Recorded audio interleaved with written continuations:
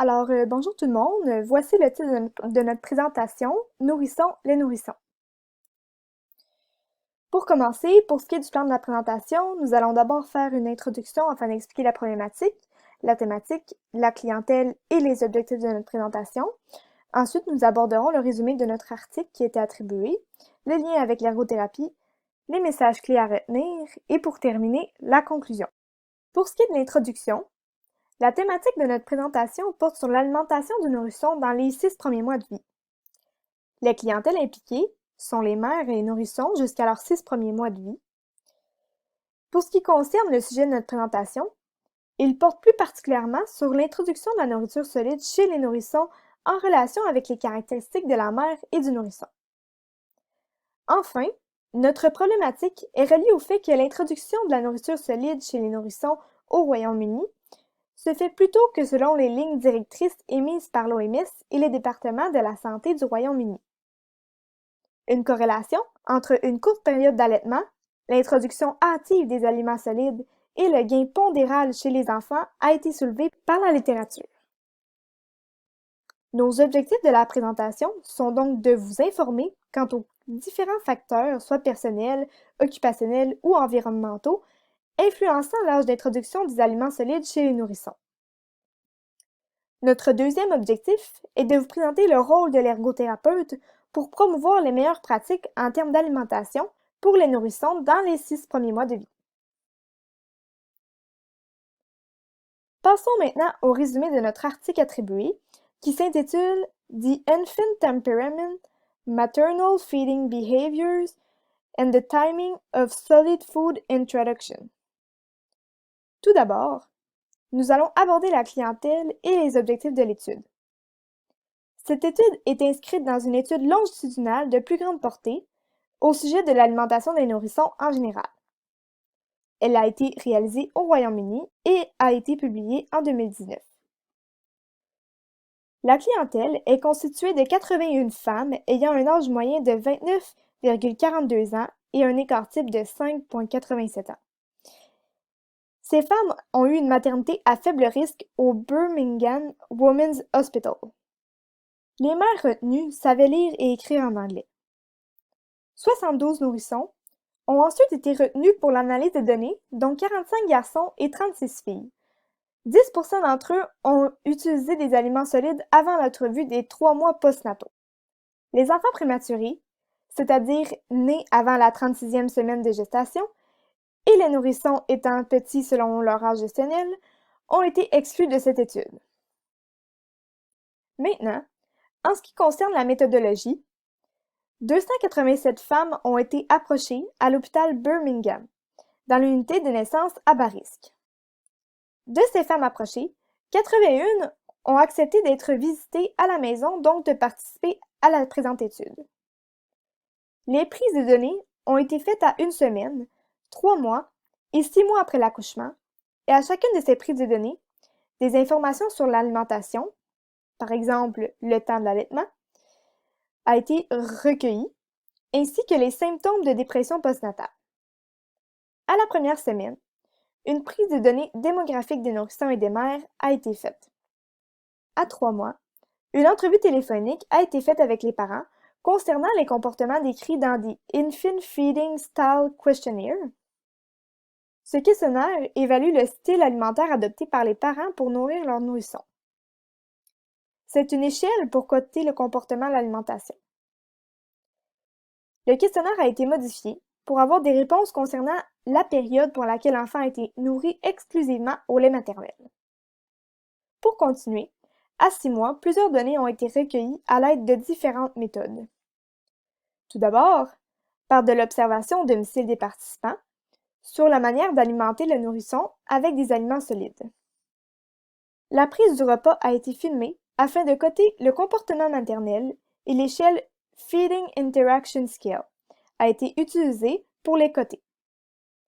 Cette échelle permet d'évaluer les interactions mère-nourrisson pendant l'alimentation et de dépister les problèmes de l'alimentation. Ensuite, un questionnaire auto-administré par la mère a été complété sur la perception du tempérament du nourrisson, The Infant Behavior Questionnaire Revised. Le questionnaire est composé de 91 items en 14 sous-sections. Des mesures avec des coefficients alpha de Cronbach ont été utilisées par la suite. La dépression postnatale, quant à elle, a été évaluée en tant que potentielle covariation et traitée comme une variable continue pendant l'étude par the Edinburgh Postnatal Depression Scale. C'est une échelle constituée de 10 énoncés pour lesquels la mère indique comment elle s'est sentie dans les dernières semaines, où elle a 4 possibilités par énoncé. Un score de 10 et plus indique la possibilité que la mère souffre d'une dépression postpartum. Par la suite, l'analyse des données recueillies a été faite à l'aide d'un logiciel statistique, soit le l'IBM SPSS V24. Un coefficient de corrélation de Pearson a ensuite été utilisé pour évaluer les corrélations entre les variables démographiques et l'âge de l'introduction de la nourriture solide. De plus, les corrélations ont été étudiées entre l'âge d'introduction de la nourriture solide et le tempérament de l'enfant, les comportements à l'alimentation rapportés par la mère lors de l'allaitement exclusif à 3 mois et les comportements de la mère lors de l'alimentation observée à 6 mois. Pour terminer, une analyse de régression multiple a été faite afin de prédire l'âge d'introduction à la nourriture solide. Maintenant, pour ce qui est des résultats de notre étude attribuée, la majorité de l'échantillon des femmes qui nourrissaient leur nourrisson par lait maternel à 6 mois avaient un revenu élevé, un haut niveau d'éducation, puis étaient 58% blanches et britanniques. 18% ont montré des signes d'une possible dépression postnatale. Toutefois, il faut prendre en considération que ces variables ont été contrôlées et ne sont pas associées à l'âge d'introduction des aliments solides. Concernant les corrélations de Pearson, l'âge d'introduction des aliments solides a été corrélé négativement avec le poids de l'enfant à la naissance et est associé positivement avec l'âge de la mère, la durée de l'allaitement et la dépression postpartum. L'étude montre que le tempérament manifesté de l'enfant qui sourit au Kiri entraîne une introduction aux aliments solides plus rapide, mais cette corrélation n'existe pas avec les autres manifestations du tempérament. Considérant les comportements de la mère pendant les repas, une corrélation négative a été observée entre l'âge d'introduction du nourrisson aux aliments solides et le style laisser-faire. Donc le style laisser-faire, c'est quand par exemple le parent ne limite pas la quantité ou la qualité de la diète, puis qu'il y a peu d'interaction avec l'enfant durant l'alimentation. Aussi, il y a une corrélation positive entre l'âge d'introduction aux aliments solides et le style restrictif. Donc ça, c'est par exemple quand le parent limite la quantité de nourriture consommée par le nourrisson. Pour terminer, il n'y a pas de corrélation observée pour le type d'alimentation pression et répondant. Donc le type d'alimentation pression, c'est quand le parent mettait de la pression à l'enfant pour qu'il mange. Ensuite, l'âge moyen des nourrissons lors de l'introduction d'une alimentation solide était de 20,57 semaines avec un écart type de 3,13 semaines. L'âge d'introduction des aliments solides n'est pas associé avec le niveau d'éducation de la mère, ni son indice de masse corporelle, ni son revenu familial. Il n'y a également pas de différence entre les filles et les garçons pour l'âge d'introduction aux aliments solides. Cet âge n'est pas non plus lié au comportement maternel de contrôle par rapport aux aliments solides, tels que des commentaires verbaux ou non verbaux. Cet âge n'est pas non plus lié à l'adéquation, ce qui est le plaisir partagé lors des repas de la mère et de l'enfant, et n'est pas lié à la sensibilité. Donc ça, c'est la position de l'enfant au repas, caractérisée par la liberté des membres supérieurs, le contact visuel avec la mère et la rétroaction de cette dernière au comportement de l'enfant. Cependant, l'âge est positivement corrélé avec l'engagement verbal de la mère pendant les repas. Notre étude comporte plusieurs forces et limites, identifiées par les auteurs, mais également par notre propre analyse de la situation. Donc, en ce qui concerne les forces de l'article attribué, l'observation des repas après 6 mois permet la récolte de données objectives sur les comportements alimentaires maternels.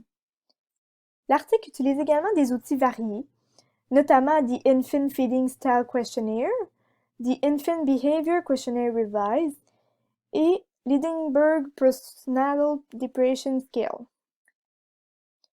Donc, une autre force, c'est qu'il y a un comité d'éthique qui a approuvé l'étude et que c'est un article récent qui a été publié en décembre 2018. Pour les limites, les questionnaires administrés par téléphone à 3 mois impliquent une récolte de données subjectives par auto-évaluation de la mère.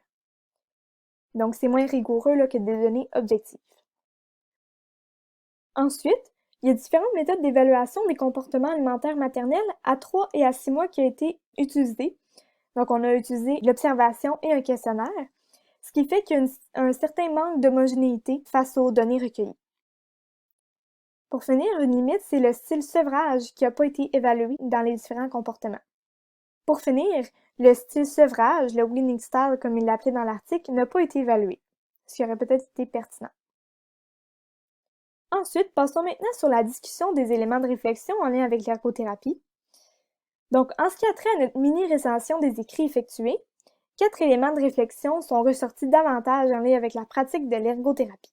Tout d'abord, les résultats de notre article attribué démontrent qu'il y a certains comportements qui influencent l'introduction des aliments solides chez les nourrissons et qu'il y a un manque de connaissance des parents sur les différents comportements, ce qui peut parfois mener à des problématiques d'alimentation chez les enfants.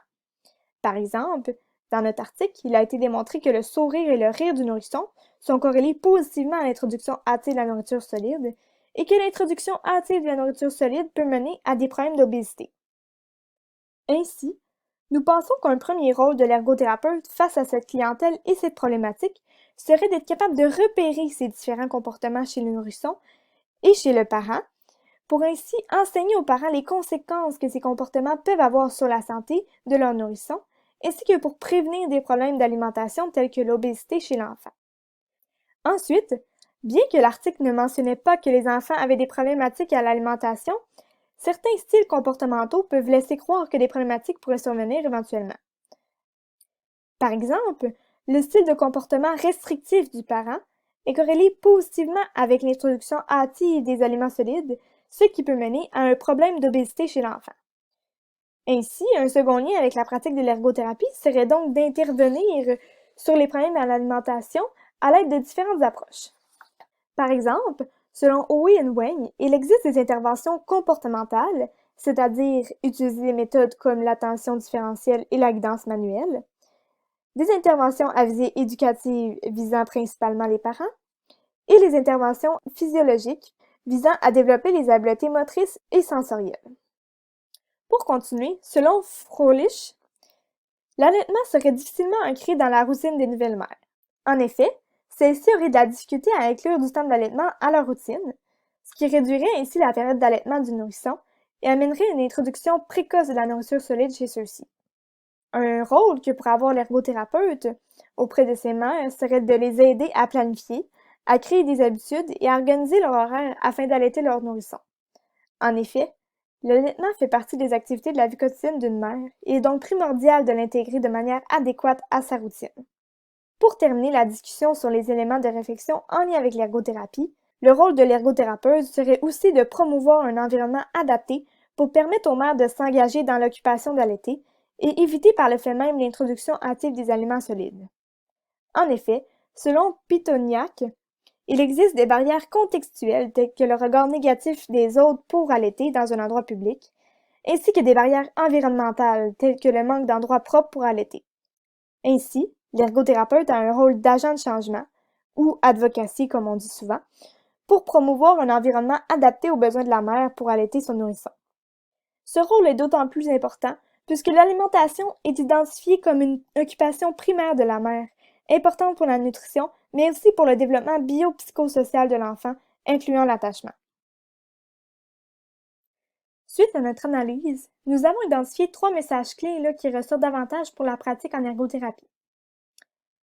Le premier message clé serait de mettre en place des groupes pour les nouvelles mères afin de les outiller, adapter leur routine et leurs différents rôles suivant la naissance de leurs enfants.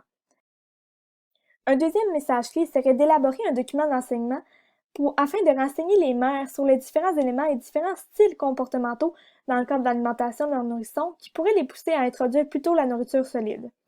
Par exemple, le poids à la naissance, l'âge de la mère, la dépression postpartum, avoir un style restrictif ou non en tant que mère, et plusieurs autres. Un dernier message clé à retenir serait d'identifier des barrières contextuelles et environnementales qui nuisent à l'allaitement du nourrisson et induisent par le fait même l'introduction précoce des aliments solides dans l'alimentation afin d'adapter l'environnement pour permettre l'engagement dans cette occupation. Finalement, Pour conclure cette présentation, qui traitait des enjeux occupationnels de l'alimentation des nourrissons, il est à retenir que plusieurs facteurs influencent l'âge d'introduction des aliments solides chez les nourrissons, comme par exemple l'âge de la mère, le temps de l'allaitement et l'engagement verbal de la mère pendant les repas. On peut également retenir qu'il y a plusieurs possibilités de pratiques en ergothérapie afin de soutenir les mères qui présentent certaines difficultés en lien avec l'alimentation du nourrisson. Les ergothérapeutes pourraient par exemple faire de l'enseignement aux parents afin qu'ils soient plus sensibilisés à leur comportement et à ceux de leurs nourrissons. Ils pourraient également intervenir dans la routine des mères afin que celles-ci aient plus de facilité à intégrer l'allaitement dans leur quotidien si c'est un enjeu. Pour finir, l'adaptation de l'environnement pourrait également être une cible d'intervention en ergothérapie afin de favoriser l'engagement des mères dans l'occupation de l'allaitement. Donc, merci beaucoup de nous avoir écoutés. Voici les différentes références des articles que nous avons utilisés.